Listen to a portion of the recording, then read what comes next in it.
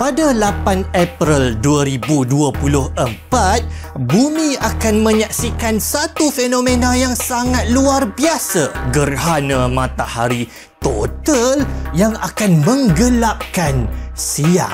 Sebenarnya bukanlah bumi sangat pun, sebab hanya beberapa kawasan jalur kecil saja yang akan melihat gerhana matahari total ni. Di Mexico, Amerika Syarikat dan Kanada. Dekat Malaysia memang tak nampak. Tapi rasanya kecoh sangat ni sebab ialah jadi dekat US. Diorang kan watak utama dunia ni. Kalau ada alien serang, diorang akan singgah dekat US dulu. Beberapa kawasan lain di Eropah, Amerika Tengah, Amerika Selatan pun akan melihat gerhana matahari, tetapi tidak penuh, cumalah separa. Dan dia taklah luar biasa sangat. Gerhana matahari ni sebenarnya berlaku setahun dalam 2 kali.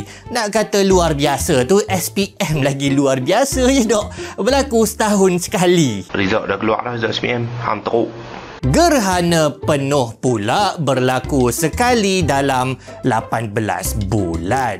Gerhana matahari adalah fenomena di mana bulan merentasi di tengah-tengah sebaris antara matahari dan bumi. Bulan ni macam girlfriend yang jealous. Dia berhenti tengah-tengah antara matahari dengan bumi. Dia suruh bumi tu duk pandang, dia pula asyik pandang matahari. Tidak. Cringe. Gerhana total ataupun gerhana penuh ini pula adalah apabila saiz tampak bulan di langit lagi besar daripada bulatan matahari. Jadi dia menutup penuh cahaya matahari, menjadikan siang tiba-tiba menjadi gelap macam malam. Jadi jangan tiba-tiba korang buka puasa pula, matahari tak terbenam lagi weh. Dan gelap ini pun bukannya lama, bukannya macam berminggu-minggu ya tak.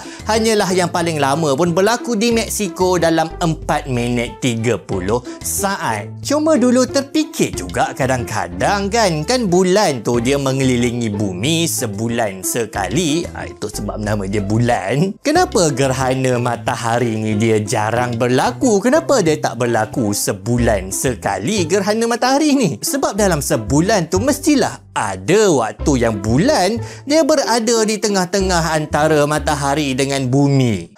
Sebabnya rupa-rupanya orbit bulan yang mengelilingi bumi ni dia tak sempurna. Dia sengit sedikit lebih kurang 5 darjah. Jadi bayang-bayang bulan ini dia selalu tak kena bumi. Nak jadi gerhana matahari total ini pula lagilah jarang berlaku. Sebab pejajaran antara bulan dengan matahari ini dia kena lagi tepat dan bulan tu dia kena nampak lagi besar daripada matahari di langit untuk dia menutup sepenuhnya cahaya matahari. Jadi itulah sebab kenapa jarang berlaku gerhana matahari total ni. Adalah pengajaran besar daripada fenomena gerhana matahari ini.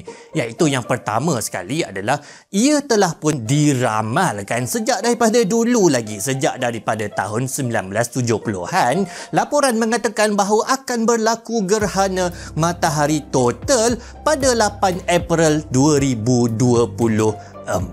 Ramalan 54 tahun dulu lagi. Ramalan akan berlakunya gerhana matahari sebenarnya telah pun dibuat oleh manusia sejak daripada beribu-ribu tahun dahulu. Dibuat oleh tamadun Cina kuno, tamadun Babylon 2500 tahun sebelum Masihi lagi. Nak dekat 5000 tahun dah. Maksudnya fenomena pergerakan badan-badan angkasa yang sangat besar ini, bulan, bumi dan matahari berlaku dengan sangat-sangat sistematik.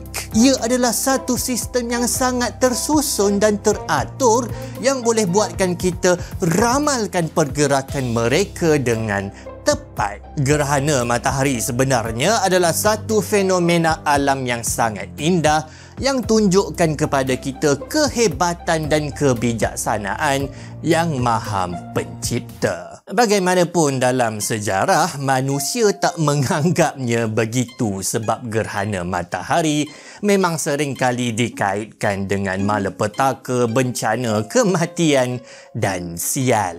Banyak mitos yang kaitkan kehilangan matahari sebab dimakan atau disorokkan oleh jembalang-jembalang. Contohnya di China ada kepercayaan naga gergasi yang menelan matahari pada ketika gerhana matahari. Dalam banyak budaya di dunia, masyarakat akan mengetuk-ngetuk periuk mereka dan akan menjerit dengan sangat kuat untuk menghalau jembalang yang telah menghilangkan, menyorokkan matahari. Yang paling biasa adalah gerhana matahari ini dikaitkan dengan sial kepada golongan pemerintah. Jadi pada waktu zaman Babylon dan Cina kuno, gerhana matahari ini diramal antara lain supaya diorang boleh prepare, diorang boleh siapkan untuk menyorokkan raja mereka dan digantikan dengan raja yang palsu. Jadi maksudnya kalau ada apa-apa sial yang kena pada raja, ia kena pada raja yang palsu tu, bukan